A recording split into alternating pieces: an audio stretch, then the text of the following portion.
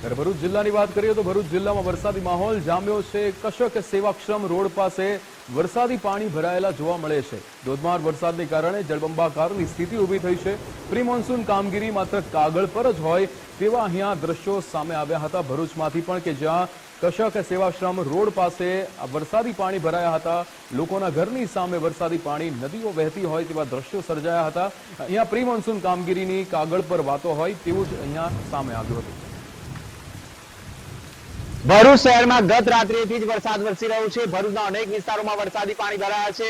ક્યાંક ને ક્યાંક ઉભરાતી ગટરોના કારણે પણ લોકોને હાલાકી ભોગવવી પડી રહી છે। ભરૂચના તમે જે વિસ્તાર જોઈ રહ્યા છો, પાટા તળાવ વિસ્તાર, ભરૂચના પાટા તળાવ વિસ્તારમાં વરસાદી કાંસો જે છે તે ભરચક જોવા મળી છે, જેના કારણે તમામ પાણીનો પ્રવાહ જાહેર માર્ગો ઉપરથી પસાર થઈ રહ્યો છે। ભરૂચના પાટા તળાવ વિસ્તારની પ્રથમ દ્રષ્ટિ હું તમને બતાવું। અહીંયા લગભગ 3 કરોડ રૂપિયાનું આંધણ કરવામાં આવ્યું છે, એટલા માટે કે 3 કરોડના ખર્ચે જે બ્લોક ગટર છે તે બનાવવામાં આવ્યું છે, પરંતુ બ્લોક ગટરનું કામ પણ ક્યાંક ને ક્યાંક ગોબાચારી વાળું થયું હોય, જેના કારણે પાણીનો ભરાવો યથાવત રહ્યો છે।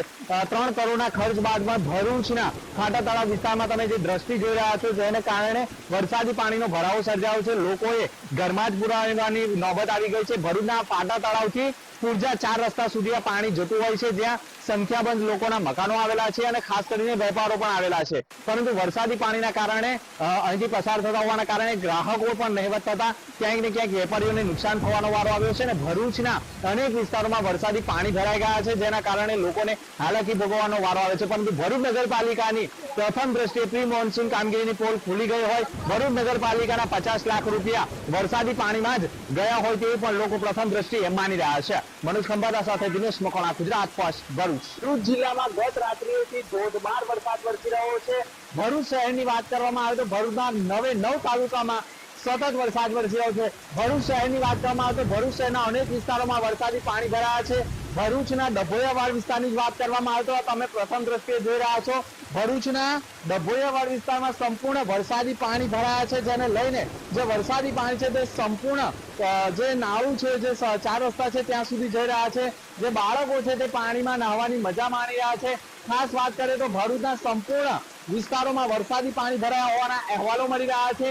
ખાસ વાત કરીને ભરૂચના ડભોયાવાડ વિસ્તારમાં તમને પ્રથમ દ્રષ્ટિએ બતાવીશ તો ભરૂચ શહેરનો આ ડભોયાવાડ વિસ્તાર છે। ખાસ વાત કરીએ તો આજુબાજુના મોટા ભાગના વિસ્તારમાં વરસાદી પાણી ભરાયા છે। ભરૂચનું દાંડિયા બજાર હોય, 4 રસ્તા પૂજા બંદર હોય, ખાસ કરીને કસક વિસ્તાર હોય, સેવાશ્રમ રોડ હોય, ભરૂચના તમામ વિસ્તારોમાં વરસાદી પાણી ભરાયા છે અને ક્યાંક ને ક્યાંક વરસાદી પાણી ભરાવાના કારણે ક્યાંક ને ક્યાંક લોકોની પરિસ્થિતિ ગંભીર બની રહી છે।